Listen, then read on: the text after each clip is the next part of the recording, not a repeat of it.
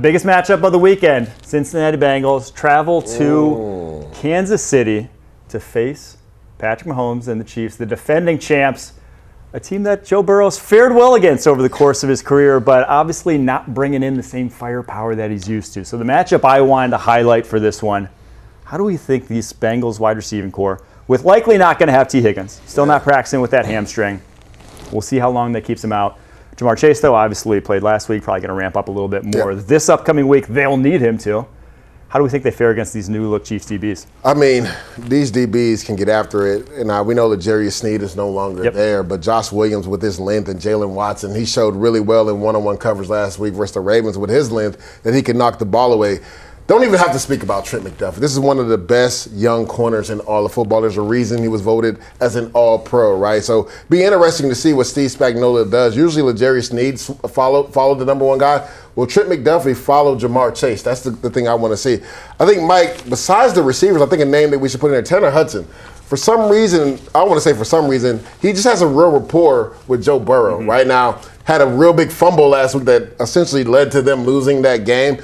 I want to see him, and then will it be Reed covering him, as a safety, or will it be some of their linebackers that are covering him? Tranquil is a guy that has struggled sometimes in coverage with tight ends. Is that a way that Zach Taylor could maybe take advantage of that advantageous matchup as well? So talked about it. We'll see what T. Higgins looks like this week. Will he actually go? Hamstrings are always fickle, but the edge to me, and it's weird to say this because they have so much firepower, the Bengals, when everybody's healthy, but the edge has to go to the secondary of the Kansas City Chiefs. Yeah, the edge to me is for the Chiefs, and here's why. Steve Spagnuolo understands that this offense has a lot of question marks on it in terms of productivity. We know the star power is there for Cincinnati, but to your point, T. Higgins, hamstring, we're probably not going to see him. Jamar Chase, second time we've seen him on the field this season. I mean, if you're the Cincinnati Bengals, these are dire straits. This has become a must-win game for you this early in the season. I just think about the mismatch for Chris Jones every single week against any guy that he's facing, and the impact that Chris Jones muddying up the pocket can have on those guys in the secondary. You can take more chances. You know the ball is going to be out a little bit quicker. It's going to have to be out a little bit quicker for Joe Burrow. His health concerns me. He's talked all week about, the wrist isn't bothering me. But there's, when you're doing, I'm serious. When you're doing this stuff, it's not just a maintenance program throughout the course of the football game. Something doesn't feel right in his wrist, and you couple that with the injury to T. Higgins, the lack of success last week against the lowly Patriots, and they've got some confidence issues for this Bengals team. Now you're looking at a group getting off the bus, and all you've heard about is Joe Burrow 3-1 versus Patrick Mahomes. Well, that's all the Chiefs have heard about too. Oh, man. So if you think they're going to take it easy on these boys at all, they are not. It's a must-dominate game for Kansas City because this is a legacy conversation for Patrick Mahomes. When he looks back in 15, 20 years and there's only a handful of question marks about his career, one of them is going to be, why couldn't you beat Joe Burrow? Correct. This is one of those gotta-have-it games for the Kansas City Chiefs. Not only that, they have to dominate this team. Make a statement in the conference that you are the class of the conference. Although the Bengals aren't the number 2 team in the conference right now, they are the bullies that Kansas City has had to deal with. Go knock the bully right in the mouth early. Yeah, to put some numbers to how badly those Bengals wide receivers struggled against the Patriots secondary. Now, it's a good secondary, one of the best in the NFL, so no real shame in that. But Jamar Chase, 6 catches, 62 yards. The rest of those Bengals wide receivers, 5 catches, 37 yards the entire game. And to add to that, when Christian Gonzalez was matched up with him one-on-one, only 3 catches for 14 yards. So that's why I said it'll be interesting to see if Steve Spagnuolo takes his number one guy, Trent McDuffie, and put him on there. And then the other thing with the Bengals, where are they at headspace-wise? 2 of their top receivers want deals. They have a defensive end, Trey Hendrickson, who wants a deal. Trent Brown struggled last week at right offensive tackle. Yes, Burrow has owned Mahomes, and you've heard Mahomes in press conference say there's a heightened sense of urgency this week because you talked about it when he looks back at his legacy. Right now, currently, there's only 2 guys that have beat him in the playoffs. Tom Brady and Joe Burrow. You don't think he wants a chance to go back and beat Tom Brady in the playoffs? Yes. Can't do that. But he can rectify beating Joe Burrow, who has a 3-1 record against him this week. I think the Chiefs win this one going away. Maybe Tom Brady gets a phone call at some point. He could. Who knows? He was reading all the mentions. Come out the booth? He was reading about the mentions about his booth performance week 1. They were trying to bully my boy, the GOAT. We could see Tom Brady and Patrick Mahomes play against each other again. Yeah, I have to agree. This Bengals wide receiving core, if T. Higgins isn't playing, they're just not built. Yeah. They ain't built. Maybe you attack Nick Bolton with your tight ends over the middle, like you said, Tanner Hudson, Mike Gesicki. Maybe that's a matchup you can win.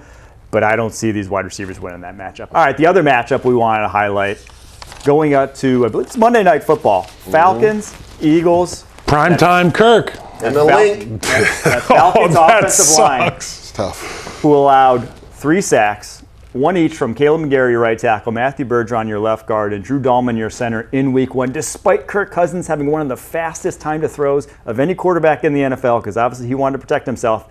But with how quickly they were getting home, there was no protecting him at times, going against this Eagles defensive line that, yeah, they didn't quite dominate week 1 against the Packers, but the Packers look like they have a much better offensive line than the Falcons. Sure. So this one, we see it getting ugly on Monday. This is all about what the first 15 dictates for this offense. When I think about the Atlanta Falcons, the issues they had last week, they didn't do the things that they, on paper are going to do really well. That offensive line built to run the football. Lord. Kirk Cousins built to run the football and then hit him on deep play action shots, downtown Julie Brown type shots, and they just didn't have that luxury. We're all sitting in here and we all agreed that we didn't think Kirk Cousins looked 100% healthy. Not at all. If I'm in that Atlanta Falcons room, I'm going to be standing on the table in that Saturday night meeting saying we better have 9 runs built in to this first 15. 100%. I want Jordan Davis to feel me. I want Jalen Carter to feel me. I want Bryce Huff to be blown off the football on the edge of that defense. That's how you can establish the Atlanta Falcons style of offense that Coach Robinson wants to instill in this team. That's how you develop an identity in the National Football League. You run the football in the first 15. Opens up so much more for Kirk Cousins. And do we see him evade any of the pocket stuff? Is he going to go naked boot? Is he going to be able to change the launch point? We don't know yet. I'm so glad you brought up what the Atlanta Falcons offensive line is built for. To run the pill, right? And Zach Robinson, you come from the Sean McVay tree. Like, where are the double teams up front? Like, lean into the strength of your offensive line. I was so surprised I didn't see that last week versus the Pittsburgh Steelers. You have 2 really good running backs. Like, don't forget, Tyler Algier would start on most teams in the NFL. Run the football. And then, in regards to Kirk Cousins, something that surprised me last week, they had him in pistol gun set for most of the game, which if people don't know, that's him in shotgun with the running back directly behind him. Balance. That makes you think maybe that, that Achilles isn't all the way there, because Kirk Cousins can get up under the center. He's really good at play action pass. He made a living of it in Minnesota, so we didn't see much of that last week for the Atlanta Falcons. So one comes to mind, and we talked about this yesterday, like if he's truly not healthy, right? I know you're paying him a ton of money, but even going back to the Browns conversation we have, if Michael Penix Jr. gives you the best opportunity to win right now, like most coaches have a pulse of the locker room, like you were talking about, and they know that if the players know that this guy isn't healthy, don't put him out there right now because you're hurting the team more than helping the team right now. So that's what I'm looking forward to see. It's hard to play at the link, especially in prime time. It is so hard to play. It's so loud there. It'll be interesting to see those first 15 plays that you talked about. Is Kirk Cousins truly healthy? Will Zach Robinson really instill a run game that benefits and highlights his offensive line? For example, we saw the Jets go to Santa Clara, and in that first 15, we saw a lot of runs from the New York Jets, but it was obvious that Fred Warner and that defensive front 7 was ready to meet that challenge and force them to go elsewhere with their offensive game plan. That's the big question. Are the Eagles able to play bully ball early on and dictate the terms of engagement with this Atlanta Falcons offense? Yeah, if you cannot play action in this game, you're the Atlanta Falcons. You know you're overmatched. And if you cannot utilize play action, you can't start Kirk Cousins. You can't start Kirk Cousins if he cannot run it. And that was the case week 1. There's a reason why they were the only team in the NFL. They want Penix in Atlanta? You have to, because that linebacker duo in the Eagles, they were so good week 1. But it's because they have an off-ball linebacker who's a former edge rusher who's great coming forward. They have a Nakobe Dean who has one of the shorter wingspans, cannot really cover ground going backwards, but is electric going forwards. You got to attack over the top of these guys. You just have to if you're going to beat this Eagles team. And so if that's not an option in the playbook, you're basically writing your own death certificate. You're playing with one hand tied behind your back, literally.